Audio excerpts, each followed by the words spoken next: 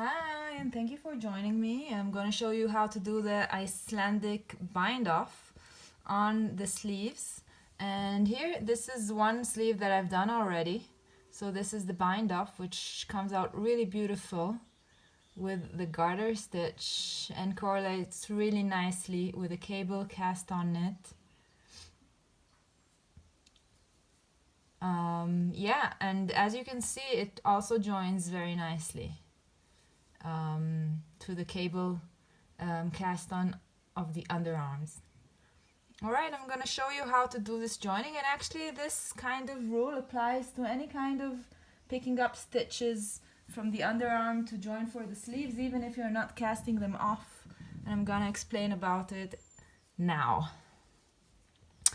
Alright, so the first stitch, I have already my stitches on the needles, and I'm going to use larger needles so to cast off. So it's up to you if you want to use them or not. I like to use them because then I know that I have a little bit more stretchy bind off. Now the Icelandic bind off is already stretchy enough, but it's nice to use larger needles.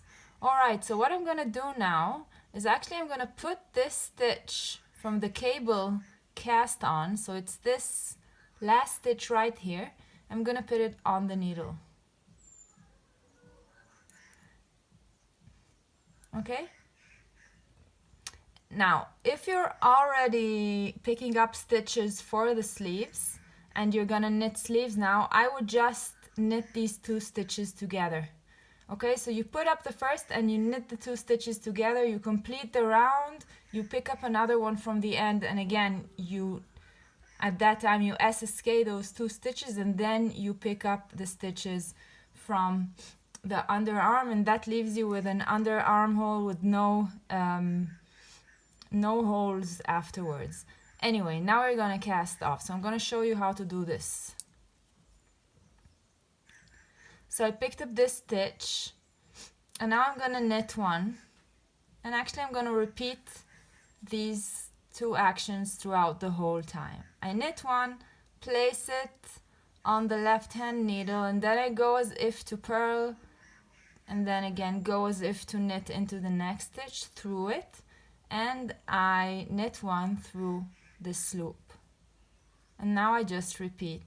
Place the stitch on the left hand needle, and I'm already in as if to purl, so I just need to go under the next stitch as if to knit, and knit one.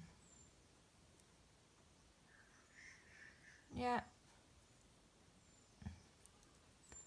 And again, I place the stitch on the needle, go as if to knit. Here I stretch a little bit and knit one.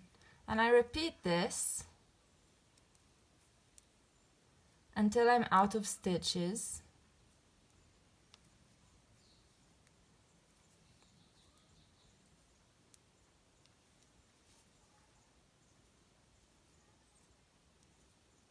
Alright, and I've reached the end of the row.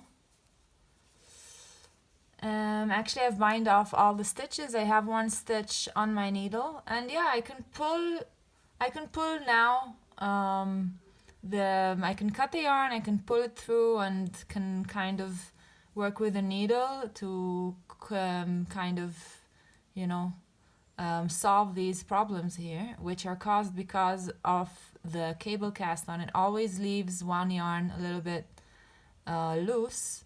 So this also applies for just picking up stitches from this end. So actually what I'm gonna do is I'm gonna go into these. You see I have here two loose kind of strands. If you have only one, you can go under one, and I'm gonna go under them one at a time like this, actually picking two stitches. I'm gonna put them on the left hand needle.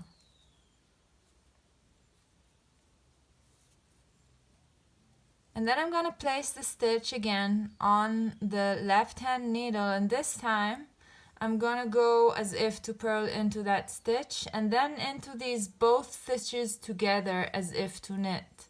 So I'm picking this stitch from underneath these both stitches, and then I knit.